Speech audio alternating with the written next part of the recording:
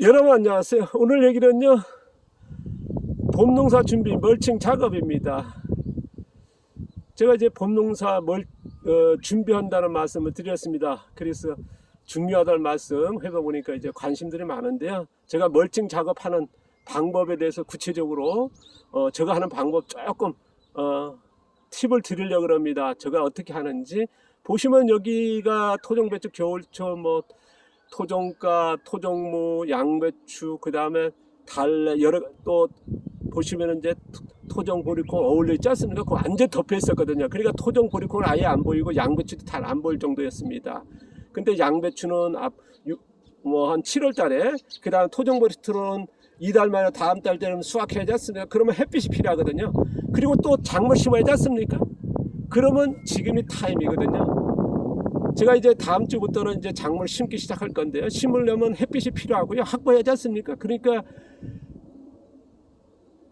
여기에 녹비 작물 심는다든가 아니면 작물 잔사, 잡초 이걸 멀칭할 때 어느 시기냐, 이게 굉장히 중요하다는 거. 왜냐 그러면 작물을 수확해야 된다는 거. 지금 자라는 양배추, 토종 보리콩 같은 수확하지 않습니까? 그리고 또 나머지 이것들은 큰 것들은 이제 씨앗을 받을 거니까 이것 또한 씨앗을 잘 맺혀야 되거든요.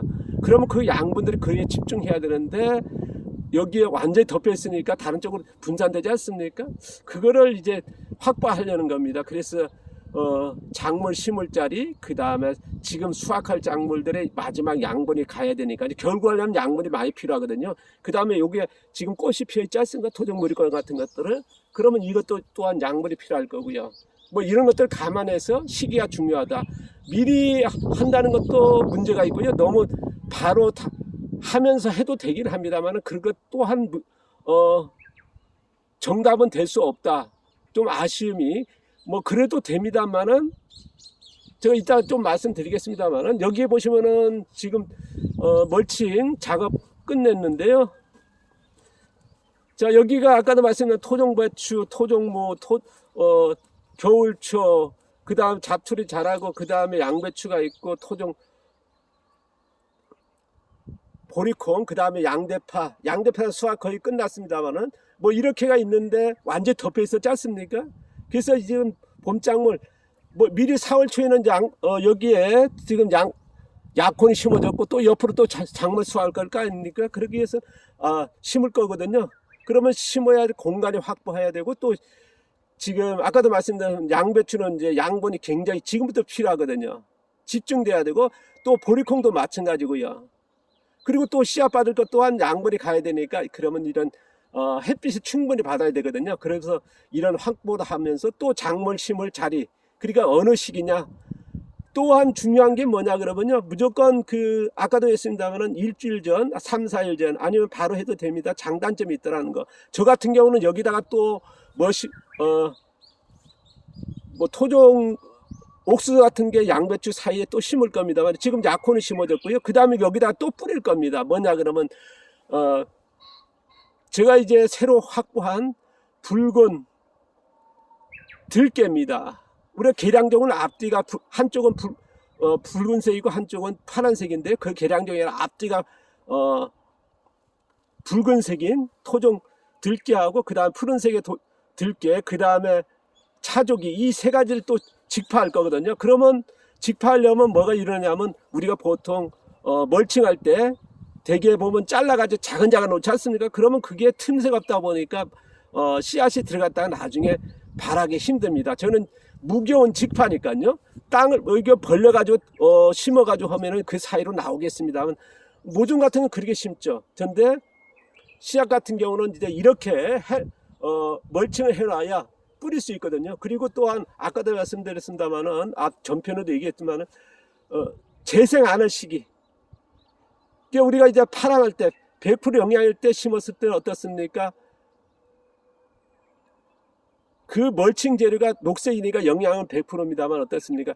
새로 재생을 해버리거든요. 왜냐하면 새로 씨앗을 맺히는 싹이 올라오지 않습니까? 그러면 멀칭 효과는 새로 그걸 제거해야 된다는 거거든요. 그래서 앞서도 얘기했지만 녹갈색 상태 어떤 데냐, 꽃이 피고 씨앗이 맺힐 때 그러면 이새가 났다 느끼거든요. 그러면 그때에 잘라서 멀칭을, 아니면은 대개 보면 멀칭 재료로 해서 녹비작물 심는다, 호밀 같은 거 심는다든가 아니면 잡초 같은 거 키워가지고 이제 뭐 전부 다 쓰러뜨리는 분도 계시고 아니면 베어서 하지 않습니까? 그런데 그게 녹색일 때 했을 때의 재생이 문제고요. 그리고 쓰레트도 마찬가지입니다. 그런 것들이 중요한 건 뭐냐? 완전히 갈색이기 때문에 영양이 거의 1%, 2% 뭐 떨어져 버리니까 그럼 녹갈색 상태면 영양분도 있으면서 어느 정도 이제 또 오래 가지 않습니까? 그러니까 그런 것들이 굉장히 중요하다는 거. 그래서 잡초든 녹비작물이든 저희같이 작물 잔사도요. 그 또한 시기가 중요하다는 거. 어느 때에 맞춰가 최적기를 찾아야 되는 거. 그리고 다음 작물을 어떻게 어떤 방식으로 파종하느냐. 그거에 맞춰서 또 할 필요가 있다는 거. 그러니까 이런 것들 전체를 감안 안 하시고들 많이 하시거든요. 어떤 분들은 녹비작물 키워가지고 다 쓰러뜨립니다. 근데 너무 일찍 하면 이제 작물 심었습니다. 작물은 작지 않습니까? 그러면 그게 들어 올려 버리거든요. 쓰러뜨리는 게 한계가 있거든요. 왜냐하면 일찍 해버리니까.